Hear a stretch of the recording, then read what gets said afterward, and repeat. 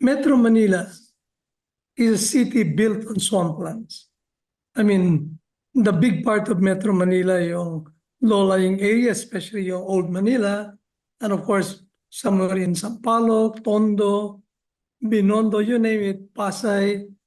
That's the floodplain, or not really a floodplain, but is the delta ng Marikina River Basin or Tulian River Basin, even parts of Valenzuela and Obando.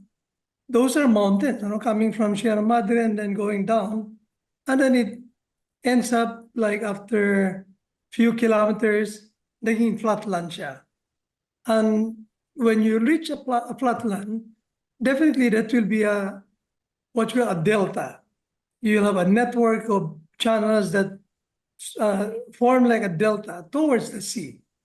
Now you build a city on that. That's why we have esteros, yung mga sa Paco Estero, all those esteros in Manila. So it's really flood prone to begin with. Then you have these developments where you modify the channel network in a delta. So magtayo ka ng mga housing doon o magtayo ka ng mga daan, mawawala yung natural na waterways.